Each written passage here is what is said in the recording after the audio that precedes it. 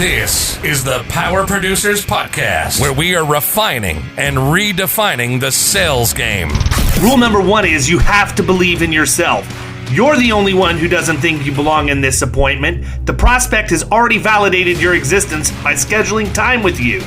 Get it through your head you belong here, go in there, crush it, and close the deal. A place where sales professionals can come to learn from other sales professionals and thought leaders that have mastered their craft. The difference between a good salesperson and a best-in-class salesperson is only 2 minutes. By spending an extra 2 minutes on what you might think is a mundane task in the sales game, you separate yourselves from the pack, you grow your book of business, you close more deals, and you retain your accounts. As well as their peers who are still striving for perfection to achieve their why. I have a wife and 4 kids. Failure is not an option. Real sales professionals, real stories, real results. Are you ready to feel the power? Hey everybody, welcome to the Power Producers Podcast, where we are refining and redefining the sales game today. We have Jason Cass's Ginger, Mr. Miles Merwin is our guest, and we're going to talk about a lot of stuff with Miles, but before we get into that, I don't know how many people in our audience know who you are, Miles. You're a legend in the circles that we run in, but why don't you give them a little bit of a background on who you are, where you came from, and how you got to where you're at? Yeah, appreciate me on as well. The quick background is I'm 38 now. I started in the insurance business in 2008.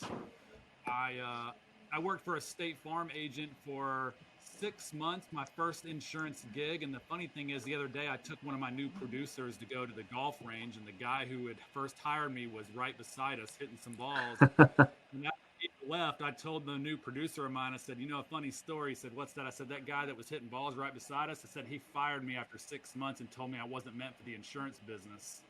Awesome. And I said, I remember sitting in his parking lot that Saturday afternoon. He brought me in on a Saturday. I've been married like 6 months or something like that.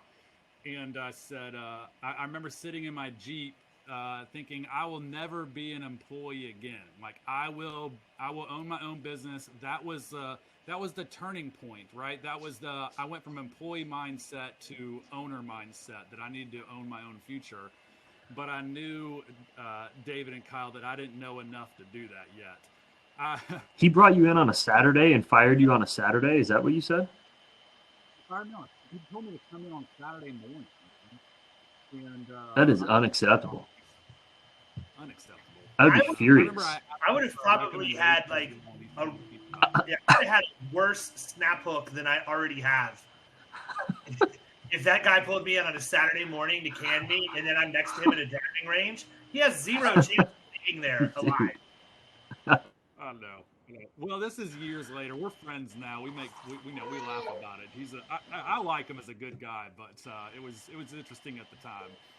Well, it's funny, man, because I actually, when I went to come into the industry, I was working with a recruiter, and the recruiter that I was working with came back and told me that she had gotten feedback from one of the agencies that I had a great personality and I was obviously intelligent, but I just didn't have the backbone to ever cut it in commercial insurance. And I get motivated by people who tell me what I can't do. That is my number one motivator, more than money, more than power, fame, any of that. If you tell me I can't do something, I get personally insulted by that, and then I double down. Whatever it takes for me to get it done, I get it done. And so I ended up not – Kyle, you may want to mute your mic. Miles, you got a baby crying? No, I got no babies, man. It's Kyle. It's Nash. Nash is not happy that we're having this conversation at all. So anyhow, I ended up finally getting – a job at the agency where I started, and when I did, I didn't forget that guy made that comment about me. So I immediately targeted his agency, and not just his agency, but his top producer. And I began to pick off accounts one after the other from their stud. And every time I did, I sent that guy a dozen roses and a handwritten thank you note, thanking him for the motivation for me to go out on the streets and kick his rear end every day. So that's how I'm wired. So you can only imagine that if I was called in on a Saturday morning, oh my goodness, it would have gotten nasty in a hurry in my world. That is exactly the same way I am, and that lit the fire. I think I needed him. I needed him in my life to tell me that it wasn't meant for the business, because it just completely changed my mindset. That was the moment I decided this is what I want to do, and I do want to be in the insurance industry. Like I said, I just didn't have enough experience. So I went 2 miles down the road, got another job at a State Farm office, worked there for 3.5 years and killed it, and then just quit. And I'd taken the last year I worked there to plan this agency, Advisors, and opened. So the day I told them I quit, I went home and started working in my new business. Nice Stuff, man. It's interesting to me. The whole State Farm model is kind of crazy, right? Because to me, it's like if you lose your job at one State Farm, how can you go get another job at another State Farm? And it was Ricky Hayter, right? When we had Hayter on, that he was talking about this, Kyle, how the different State Farm people were very territorial and everything too. Because he came from State Farm as well. But anyhow, we're not here to talk about State Farm. right. Yeah. Yo, can you hear me? It's interesting. Yeah, we can. Okay. Sorry, my mic was on like the webcam, and that's why I wasn't. I thought I was muted before when Nash was freaking out. So I got it. You're good. Carry on. What I was saying, I did that. That's how I started an insurance business. Opened this business from scratch with 0 employees, 0 revenue, 0 clients, a laptop and a cell phone and a spare bedroom and a whole lot of hope is what I say. And quickly started hiring and, just knocking on doors, literally knocking on doors in neighborhoods that looked nice. I thought I'd like to insure. And so started there and then quickly realized that sucked.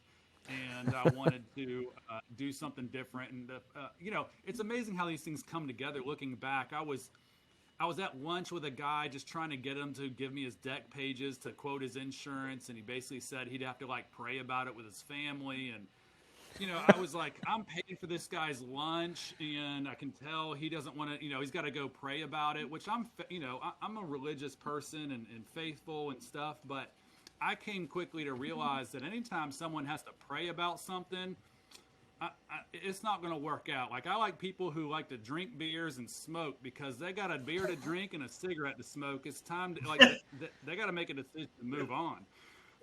They don't have time to pray about it. And so, but while I was in there, wasting money on lunch, some guy put a flyer on my car. It was the Edward Jones guy or something like that. And, I called him. It's like, who are you to market me while I'm trying to market? And so I called him up and tried to sell him insurance. He's like, hey, I got this networking group. I was like, I'm in networking group.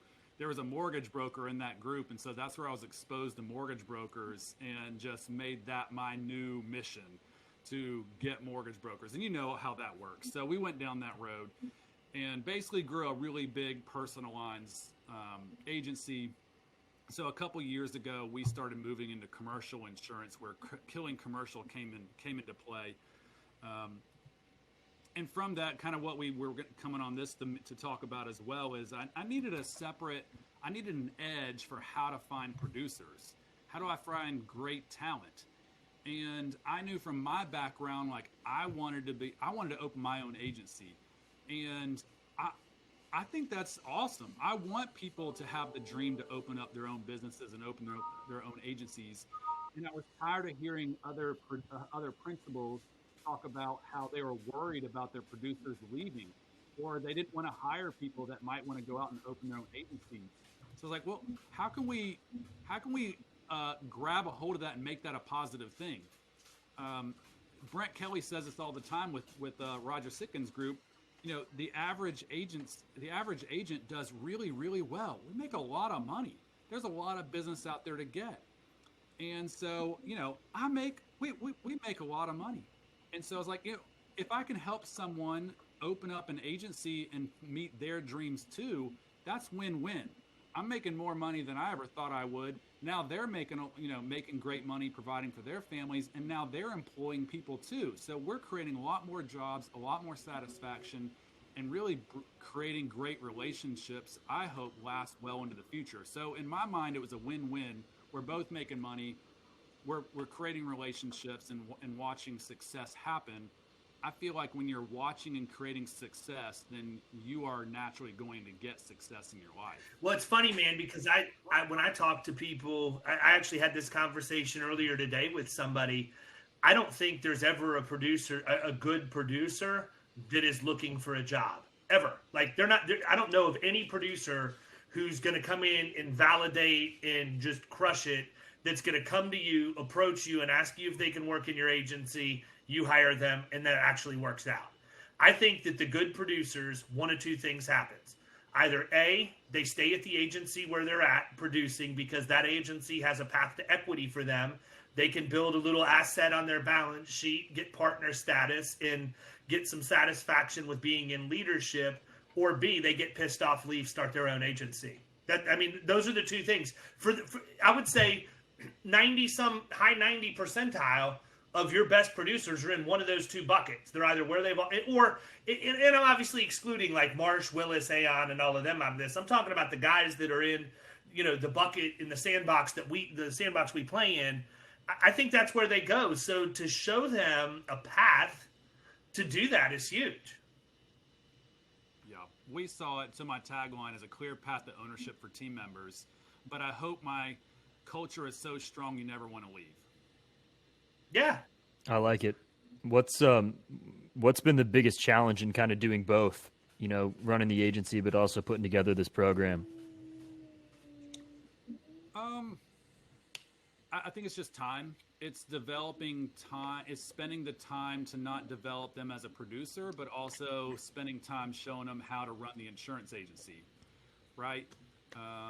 And it challenges me because I got to have my junk straight, right? I got to talk about processes and procedures and systems, but then when they're asking, hey, can I see a copy of the processes, procedures, and systems? You're like, yeah, you can see it.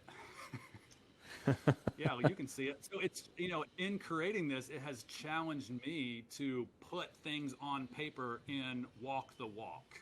Yeah, it's funny how that works. That's fair. Talk to me a little bit about structure. Like, what's the structure of the program? What kind of process do you run these people through? How does that look? So two sides of this. One, the original business idea, David, was a clear path to ownership for team members. And so I ran them through the first 12 months. They basically had to produce for me, build up a book of business for me that I'm going to keep for the first 12 months. For the next 12 months, you can build up your own book of business as long as you did well in the first 12 months and you proved yourself that that you can be on a level of turning into a principal of an insurance agency. So the next 12 months, they basically build up their own book of business. The goal is for them to build up $100,000 in revenue in a book of business that they're going to take with them. And I basically just give it to them. Here's $100,000 in revenue. Mm-hmm. Here's enough to pay a salary, pay some overhead, and maybe hire an assistant.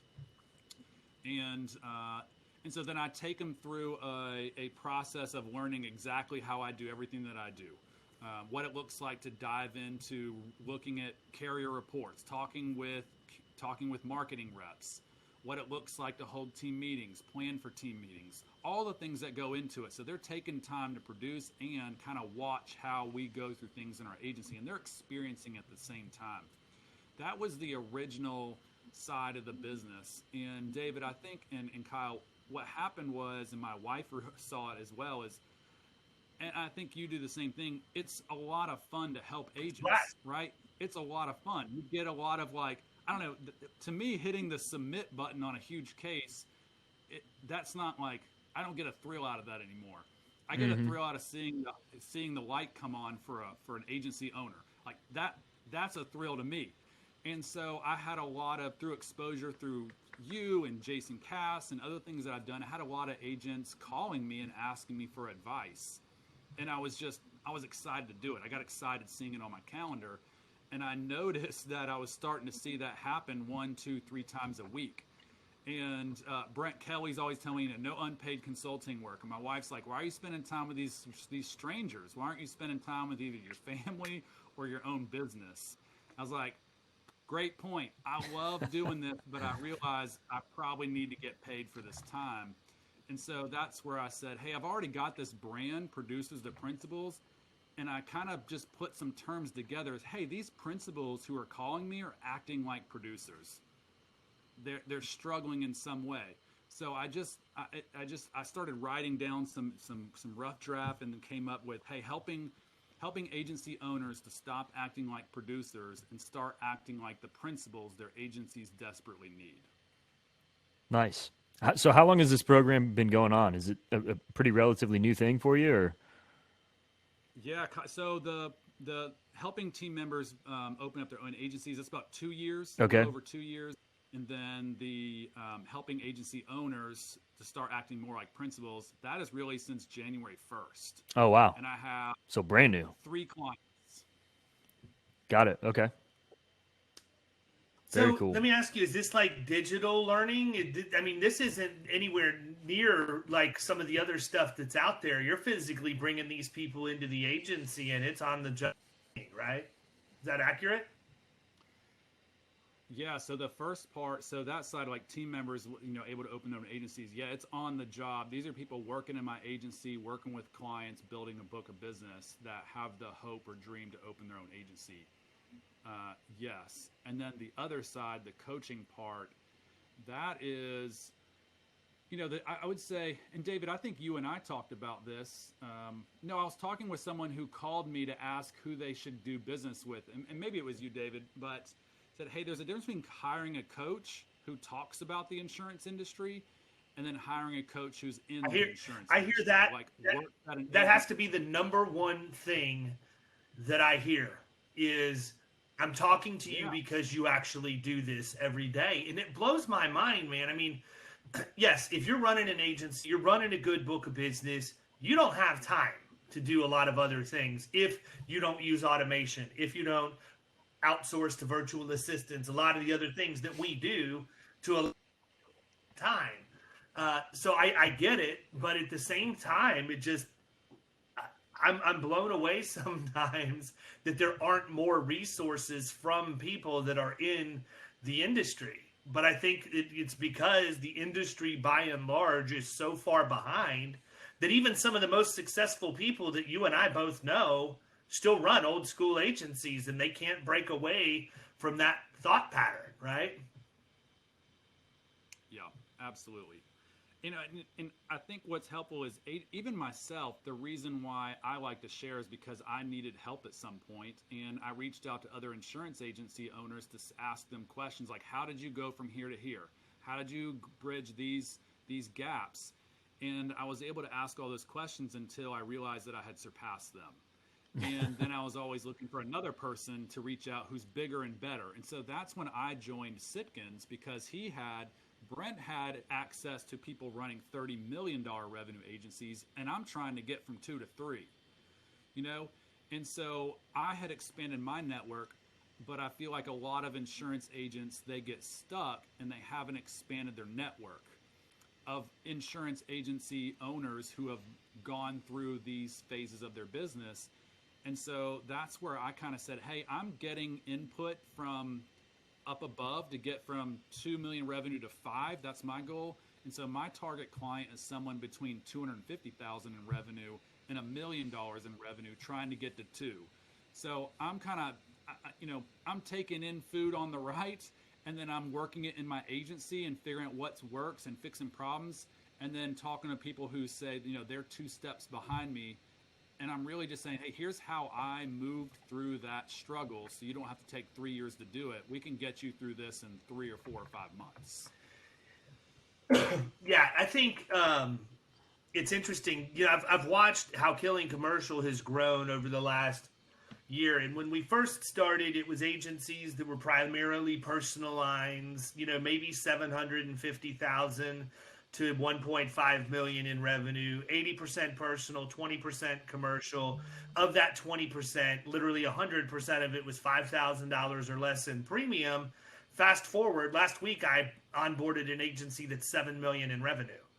And so to me, as I was constructing all of this, the thing that I did not realize was the power of the community and having everybody speaking the same language that had the same general goals, being middle market insurance and all of that. And it forces you, to your point earlier, it forces you to step your own game up, right? Like I posted the editorial calendar for Florida Risk Partners in January in the news feed because I wanted to be held accountable to everybody because I'm telling them to do it. Here's what I'm going to do. Guess what? I missed 2 weeks in February. Nobody called me out. So I'm a little bit disappointed in that.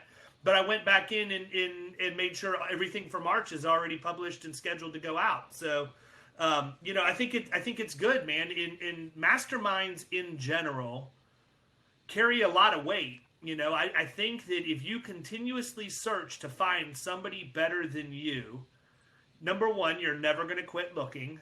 And number two, you're never going to quit getting better.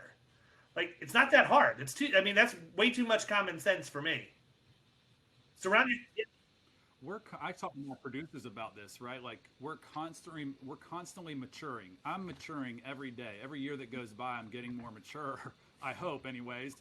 And so as I mature, like I've got to keep stepping up my game. Otherwise, I'm just gonna get bored. I'm that personality. Like if I'm doing the same thing over and over again, and we're sitting still or going backwards, it's time to end. It's time to be done. And so I'm constantly trying to get better. And I think that's a mindset that others. Yeah, I think that's a mindset that every entrepreneur shares, right? You kind of have to, or else you're just going to become stagnant, and you're not going to end up in the place that you set out to be. What for you, transitioning from working in an agency to running an agency was the most eye-opening thing for you?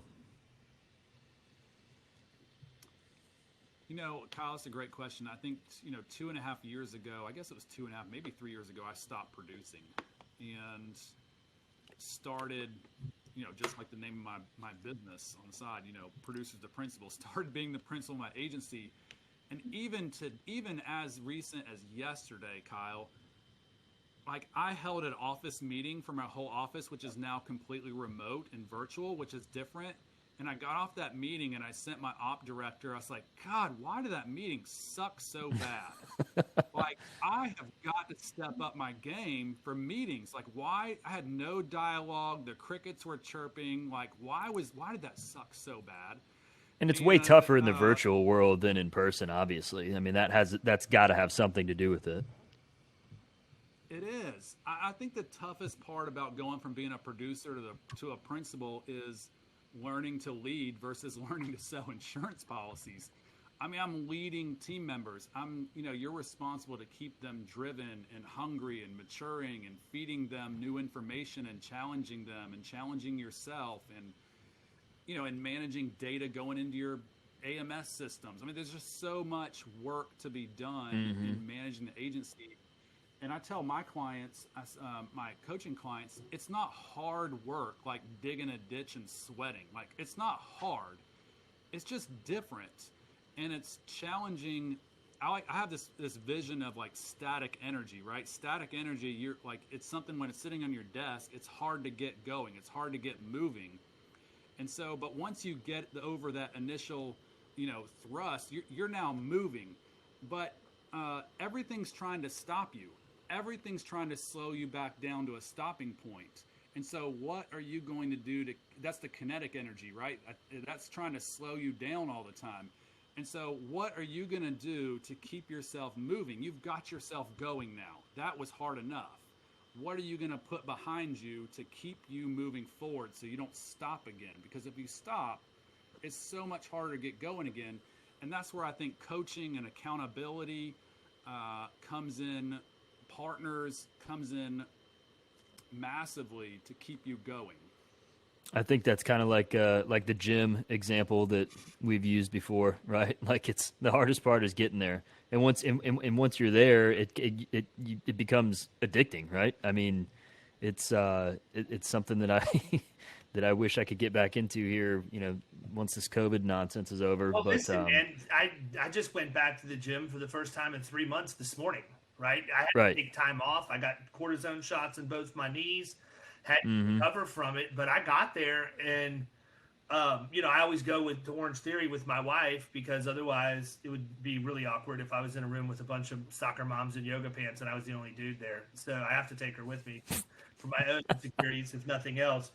But even she said, she's like, wow, you were getting after it on the treadmill today. And I didn't mean to, but I felt good. I feel really good and I feel better when I go. But can I tell you how many weeks in a row? I was ready to go back to Orange Theory 3 weeks ago.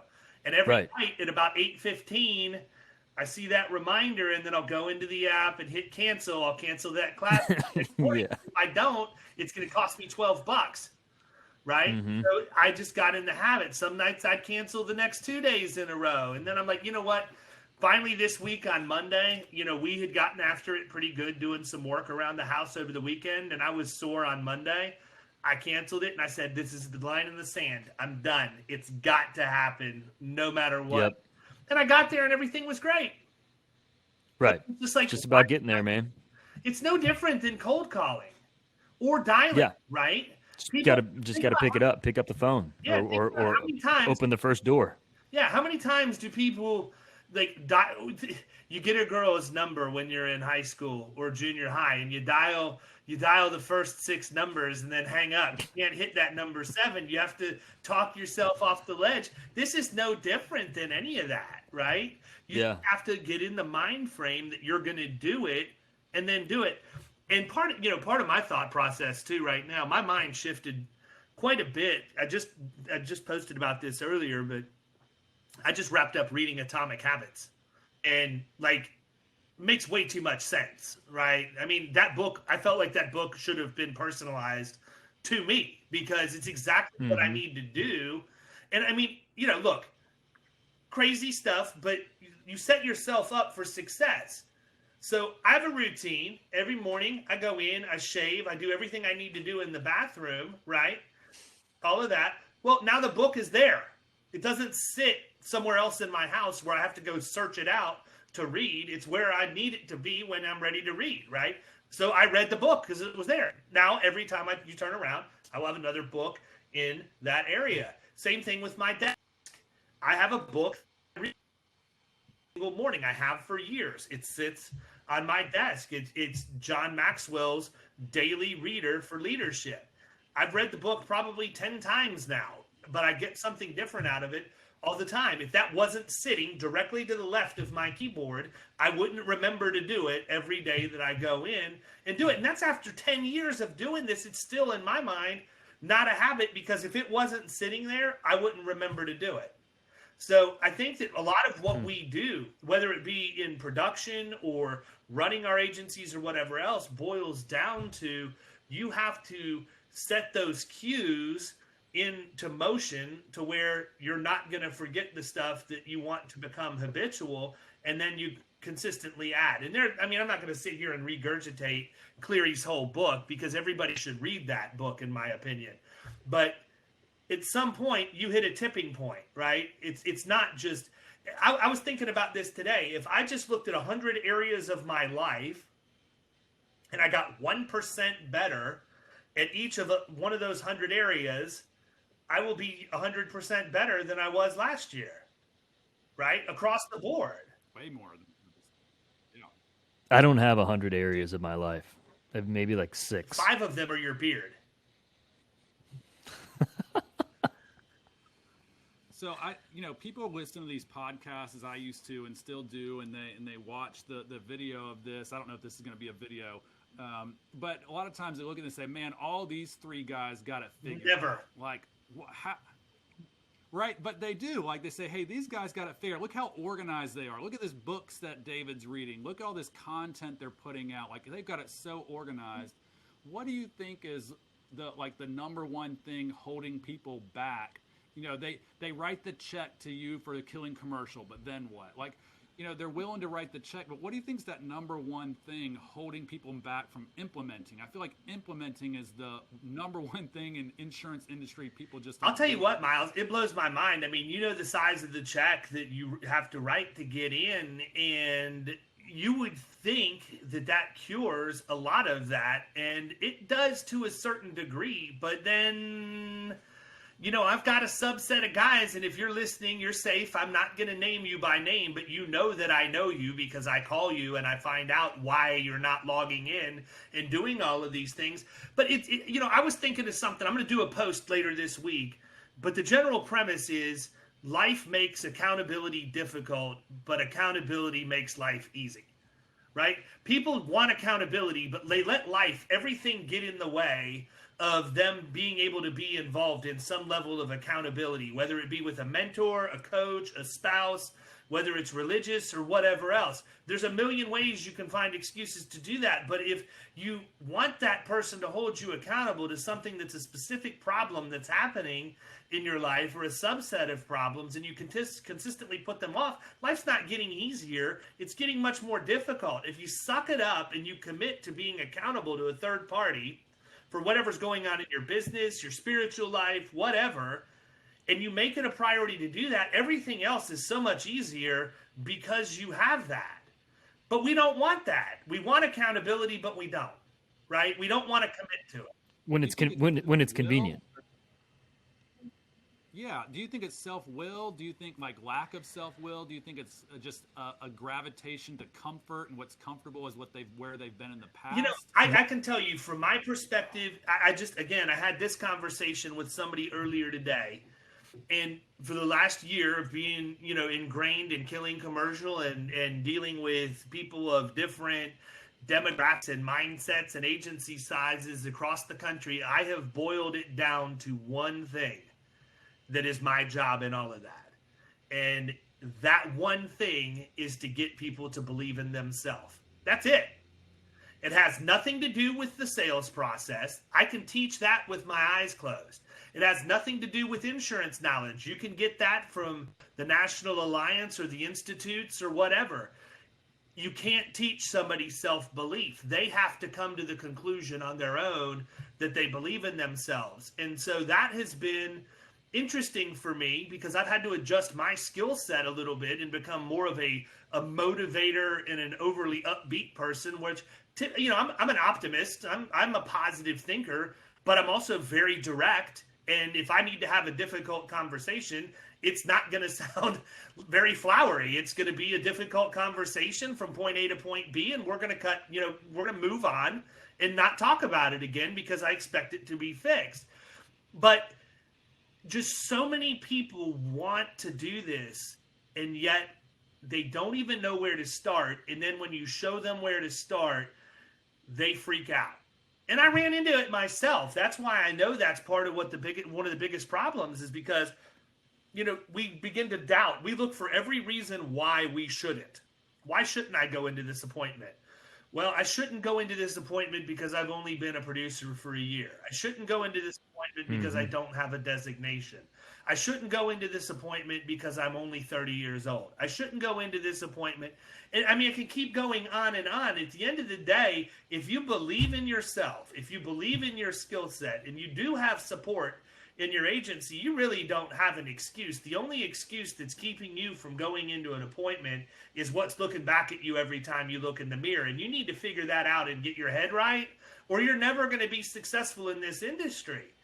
I'm a self-motivated person, but when I was told I wouldn't be successful, I had two choices. I could lick my wounds, feel sorry for myself, and go be serving ice cream at Dairy Queen for a living, or I could double down, get pissed off, and go out and teach that guy a lesson, which is what I did. And part of that's my DNA. Right. But the other part of it is that I did have some of those other things. I did have the insurance side in terms of a support structure. What I didn't have was anybody to show me how to go out and get in front of people, how to go out and have the meetings, and what types of things should I talk about. And as I have conversations with producers every single week, that is the one thing that stands out more than anything else is they just number one, they don't believe in themselves enough to go and overcome everything else. And part of that is because they don't have a process. They don't have something that's replicable, that's been proven, that sort of takes that learning curve off for them and allows them that self-confidence. They lack the self-confidence because they're just getting beat down by life every day, and nobody's there to throw them a lifeline. And I feel like a lifeline as much as anything else, specifically with how many times I'm doing one-off consultations to get guys ready to go out on new business appointments. I'm thinking to myself, what the heck is going on in your agency that your agency principal can't do this for you? Now, if the answer is my agency principal is a principal, not a producer, great. Then they probably have you in my program because they know that I'm more qualified to help you with this than what they are. And it allows their time to not be wasted on something that is not one of their best attributes. I'm a big believer in delegating to the lowest level of competency for everything in terms of operation, but I'm also a big believer in hiring the absolute best for self-improvement and coaching in your team. And it's just like with the master classes in Killing Commercial, I'm not going to do them. I'm not going to do 15 or 20 master classes because at some point it is going to be very obvious I'm not an expert in everything, right? I'm really good at what I'm really good at, and everything else I'm okay. I mean, I'm better than average maybe in some things, and I'm going to probably win, but I'm really good at what I'm really good at.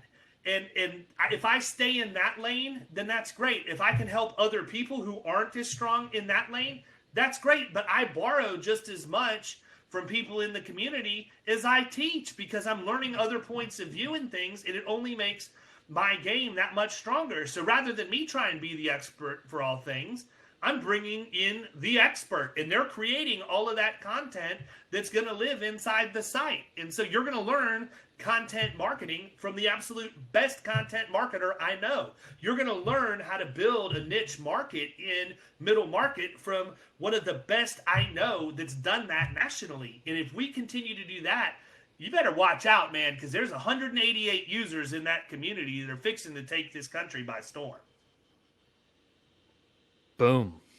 Yeah, there you go. I'm getting ready to get up and start giving you just you heading to Orange Theory for number 2 today. Give you the holsters I scoot across, but I mean seriously, man. I mean, I'm with you. I think accountability is huge, and then people having to be confident in themselves is something that's often overlooked. It's just taken for granted, but it's not always a given. I would add to that too that.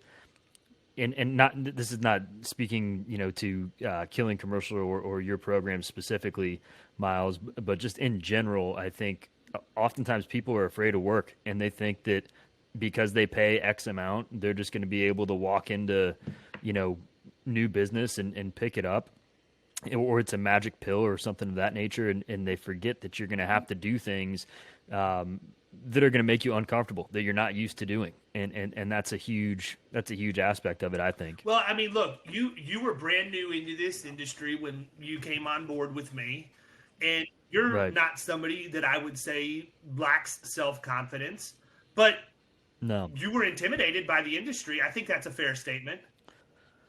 Yeah, absolutely. I mean, I think that's a natural thing to be intimidated by something that you don't really have any knowledge of or that's new to you. But again, it's just like we talked about with the gym example. You just got to put one foot in front of the other and get there. And then after that, it's like or jumping into the pool, man. If you jump into a cold pool, yeah, it's cold at first, but once you're in, you're good.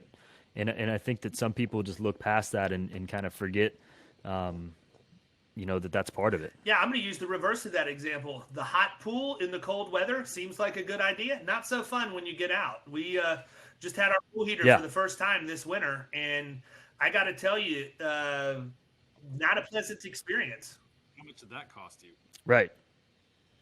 Not as bad as you would think, man. It's not. It's electric. It only bumped my electric bill by like $100 a month, which that might seem like a lot to people, but it's not based on. No, and it doesn't get super, super cold here, at least for not for a long period of time. So, yeah. we're adding a pool, but they were going to do it like it's like a gas heater, and so it uses the gas. And so they were talking about the cost to use gas to heat the pool, and I was like, I just hear horror stories. I don't know what that bill actually is, and like you said, everyone's bill that bill feels different to everyone. But I was like, I just well, I tell you, Right. the gas is a little bit cheaper than the electric, but I will also advise you right now that you need to put a governor on that thermostat, because my wife has no problem cranking that thing up to 92. It was at 92 this weekend. I was hot. We were in the garage working, putting stuff together, blah, blah, blah. I was ready to go jump into the pool, and I felt like I just did a headfirst dive into a hot tub, man. It was horrible.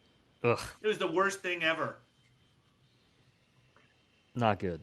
Come on, Annie. Well, David, I've been super impressed by your ability to grow Killing Commercials so fast, and your ability to just scale that thing and manage, I mean, the number of members that you have and the portal that you send them through, to manage that many people through that process is, I think it's incredible. As I've brought on, 3 clients, and I'm thinking about the amount of time that I spend with them, which I love every minute of it. But I'm just thinking about the amount of time that I spend with those 3, and to onboard 100 and to put together a program surrounding that. It's super impressive. It's fun, man. I mean, to your point, I like watching people light up. I like the ability to make an impact on other people. But most importantly, and it's not exclusive to Killing. It's with my own producers. I get happier when they go get a win than I do for myself. I'm past that, right?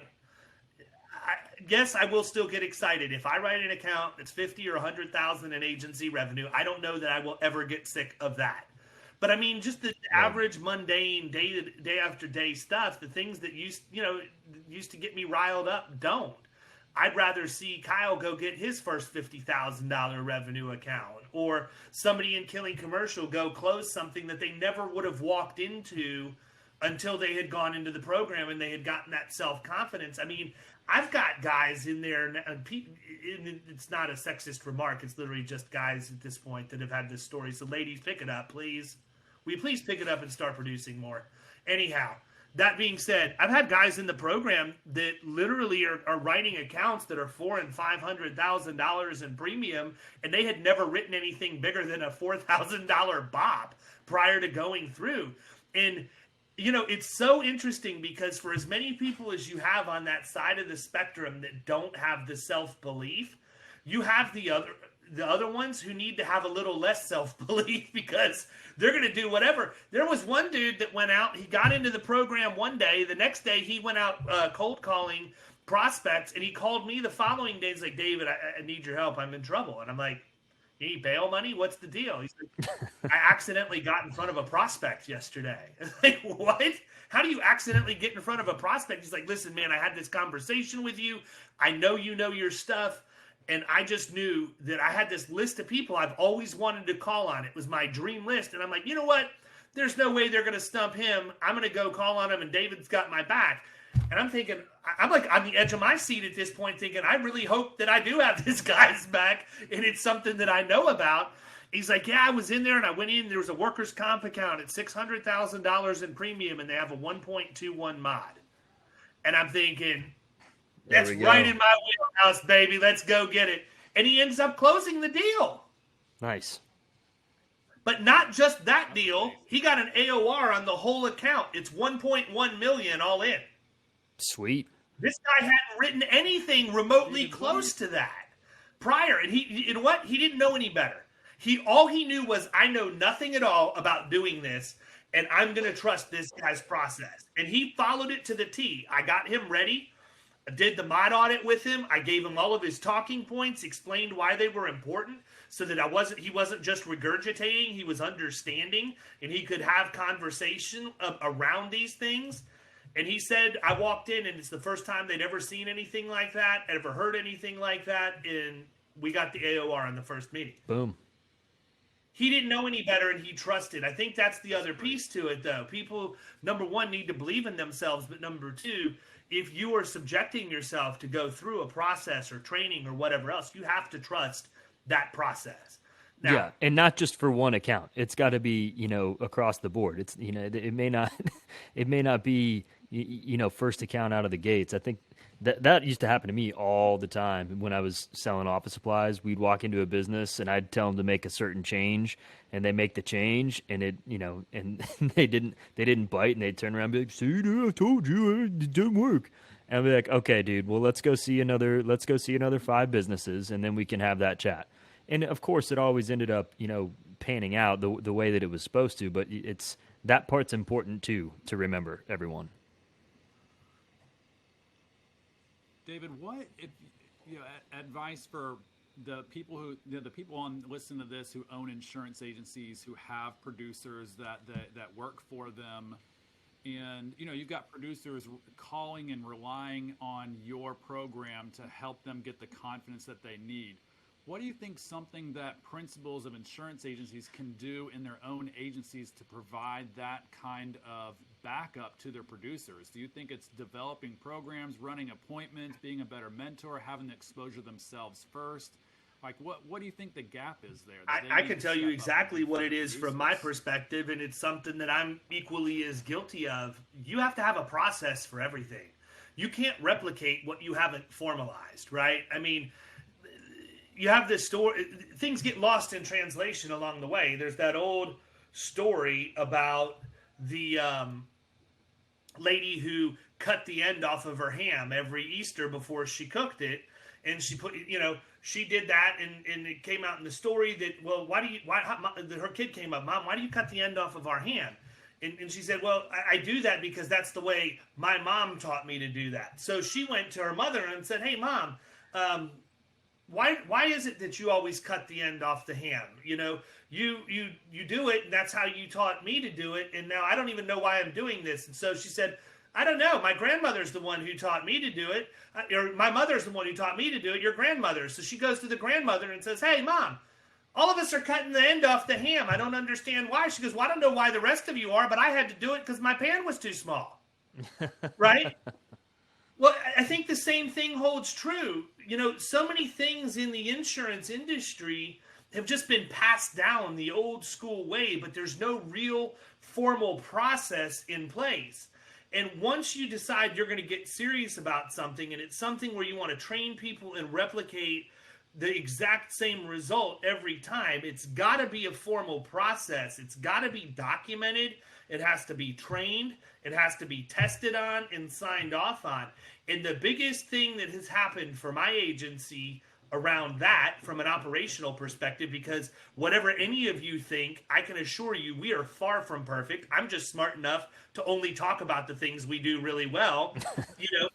That being said, is getting a VA on board. And I know you're huge in VAs, but that was really what forced me, as a relatively young agency. We're going to hit our 5th year. We'll be all the way over in June.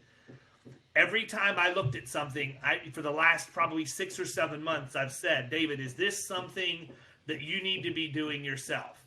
And if the answer was no, then I said, "Is this something somebody internally can handle, or is this something that I can have done by a VA?" And if the answer was something I could have done by a VA, actually internally or otherwise, the next step was, I need to go ahead and do a Loom recording of exactly how I want this done and build a library so that when I'm ready, and my number was 25. When I get 25 processes documented, I'm going to bring in a VA to take those 25 things off of my plate every week, and I've already got the knowledge base built out. So I'm not going to have to worry about trying to train them on the fly. It's already done. And as soon as I get that handed off, I'm going to look and see, are there 25 more things?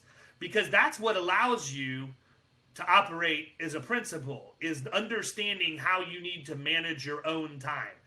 To your point, people are blown away that I'm able to spend as much time on Killing Commercial as what I spend. It's a perception. If you had access to my calendar, like Kyle has access to my calendar, you would see that literally every minute of every day is scheduled on my calendar. There's nothing that I do by accident. And I have the time to manage my book, to help the things that are going on in the agency or otherwise. All of that is scheduled. So it's never an accident when it happens. And so I think that's probably you're asking me for advice that we could hand out to somebody that's a principal. If you can document your processes early and not do what I did and wait until you're in your 5th year to do it, do it. Get it done from the beginning, even if it's a little bit at a time. What's the worst thing that could happen? You get it wrong and you have to change it. At least you already did it and tried it, and you have something that you can modify. And once you do that, and you have that in place, whether it be sales, whether it be general operations, whatever, now you have something that you can train people on. But without any formality to it, you have nothing. Was there any significance? Oh, sorry, Miles. I was going to ask if there was any significance behind the 25, or if you just kind of came to that number. No, I just sort of came to that number. It sounded right. I felt like 25, what those 25 things were, that could free up between 30 and 40 hours of my time. Got it. David, when it took you, we say it took you 3, 4, 5 years to get to the point where you started writing that out. Obviously other agency owners, it's taking them 10 years, 15 years, 20 years. They're just now recognizing that in order for them to get to the next level, they've got to sit down and start doing that. Like, was there a single thing that happened in your agency or in your life? Was it hiring VAs? Like, what was it that you said, here was the moment, like my moment in the parking lot? That was the moment I decided I'm no longer going to be an employee. I'm going to be an employer one day. Like, what was your moment, your defining moment? It was because we need to bring in VAs. I mean, that's the number one reason. And it's not like I didn't know it needed to happen in terms of the documenting and the formalization. It's just we were growing at such a clip, and I can look. I'm going to give you the same excuses everybody else gives you, and I allowed those to be excuses. So at the end of the day, it's my fault. But that being said, it was bringing in the VA and knowing that the only way that would work was if I had that stuff documented ahead of time, and so it sort of forced my hand to do that. Now, by me freeing up that time, guess what? I have more time to do. Formalize the rest of the stuff that I need to formalize. Projects around your house. Yeah, no, I have time to deal with it now. So it makes life so much easier. And how painful was that? I mean, was that hard for you to switch from being like producer and working that capacity to switch to now thinking through your agency and writing processes and developing your business? It wasn't as hard for me. What I would say is, number one, ladies and gentlemen, I'd like to introduce you to the third host of the Power Producers Podcast. This is Miles Merwin, who's now asking the questions. I think I can stop asking questions, but thinking. Yeah, no, this is gold, man. This is absolute gold. You're 100% on point. For me, it wasn't as big of a transition because I had a background of management positions for 10 years before I ever got into the insurance industry. What I will tell you is this, and I have a feeling that a lot of people feel the same way about this, and that is that it's a lot harder when you start something from scratch that has no infrastructure, no structure whatsoever. When I was running grocery stores, all I was doing was implementing processes and procedures that had already been defined by corporate. It was about execution only. I didn't have to first recognize a problem, then solve the problem, then document the solution, then train the people. And go through that whole thing. So I think that anybody who thinks that going from not ever owning an agency and having management experience whatsoever to owning one is a great idea, I think it's a great idea for the long term. You'll make more money doing this than you'll ever make doing anything else. But you better figure out a way to get some structure in place, because if you don't, you're going to end up with a lot of issues. And so for me, I just let it continue. I just let the informality of things continue. And I finally just said, it was truly like my New Year's resolution was, I got to get all this stuff firmed up this year.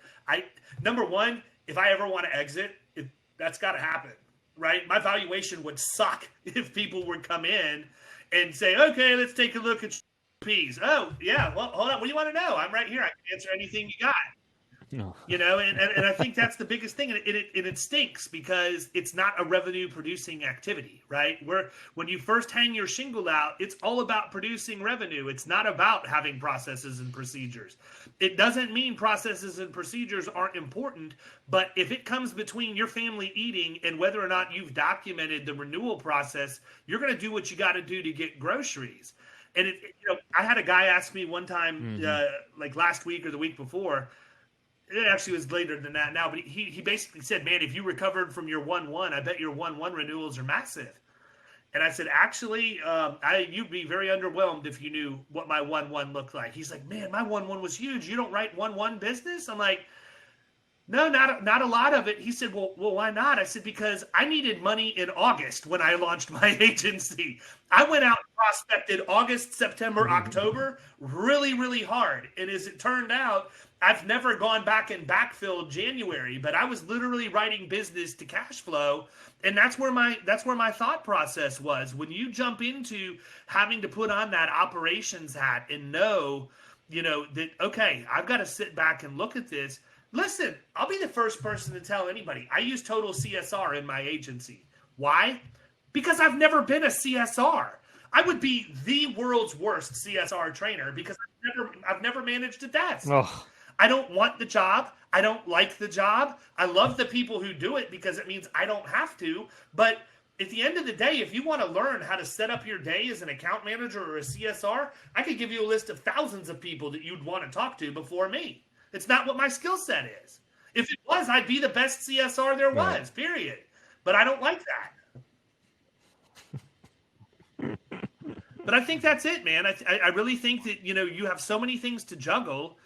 And, that's what I like about the concept that you've laid out and the program that you've put in place is, now these people are learning on the job. They're getting that knowledge. They're getting the documentation. They're understanding what it means to do this. And, I think that's invaluable education for people if they're getting ready to hang out the shingle.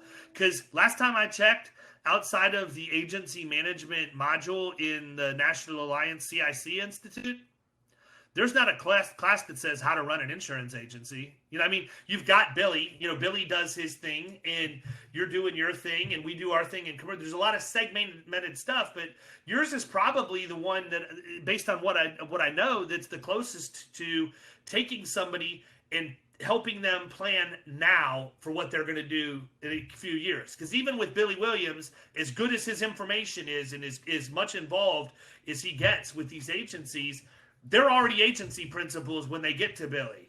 If you can get them before that, you're golden, man. And I think you're onto something that's going to be a huge help, not just to the people that you're helping, but the industry at large. Because these are people that might be in a position to just go out and buy an agency instead of starting one from scratch. Go get some funding, buy an agency. A guy's retiring. Now you have something you can go in, got a little cash flow. It's going to make it a whole lot easier for you to do your implementation and all of your processes and procedures that way because you can fund it. But we don't see that stuff. So let me ask you this, because we're coming up on an hour. I want to be respectful of everybody's time. Where do they find you? I know that people are going to want, number one, people do not reach out to me for advice on how to run your agency. Reach out to Miles. If you want to sell commercial middle market, I can help you. I probably need to go through Miles' program so that I can get better at what I do. So call him. How do they get a hold of you? So you can find me at just producerstoprincipals.com. You can find me at advisorsinsuranceagency.com, but producerstoprincipals.com, that's the website we developed for that program.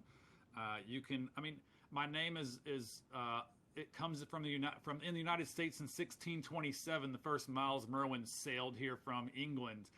So it's a popular name up in the Northeast, but in South Carolina, it's not very popular.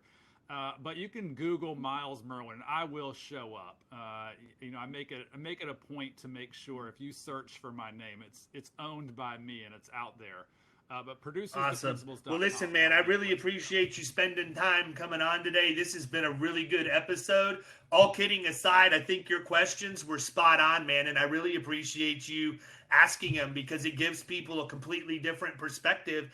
And honestly, you're right. We need to look human. I want people to understand that because I'll answer a phone call and people are like, "Oh my gosh, I'm really talking to you. I've listened to you for so many months now. I can't believe it's actually you on the phone." I'm thinking, dude, come on, man, come to my living room and watch my family have dinner. That'll show you how much of a normal person I am. I think there's a lot of power with folks like yourself, David, me, and other people who have started. I'm not saying like there's not a lot of power in talking to people who have taken over family agencies, but there's a lot of power in someone who has started an agency from scratch and gone through those stages of just, hey, I've got to get money coming in the door, to now realizing, oh wait, now I need to train and recruit. I mean, not in that order. Recruit and train and keep them accountable. Like going through those stages yourself through a business and understanding that there's something really powerful about learning that along the way. I agree. And also, I have a special message for Stuart Hudspeth and David Hayner. I'm coming for you, boys. Miles has me pumped up, and I haven't heard from you in a little bit. Get them. I'm 100% part of that team that you said that the agency owner isn't selling insurance and relies on David Carothers to help them get through their commercial appointments. And I'm almost shameful of that sometimes, but I have to realize, like, I feel like, one of the best things I've done is surround myself with people who are smarter than me. That's the best thing I got going, including my extremely hot wife. Like, I just go find people that are better looking and smarter than me and surround myself with them, because otherwise And by the way, for all of you who are Googling Miles Merwin wife right now, just stop, people. That's not cool. All right, guys. We're going to kill it. Miles, it's been awesome, man. Always a pleasure talking to you. Please keep me in the loop. Let me know how this thing's going and how I can help you. I'm sure you're going to have a lot of people reach out that have heard you talk on this, and I hope nothing but the best for everybody involved. So we'll catch you soon. See ya. You've been listening to the Power Producers Podcast. You can follow Killing Commercial Insurance on Facebook and YouTube. And if you want to take your game to the next level, check out our book, The Extra 2 Minutes, and our website, killingcommercial.com.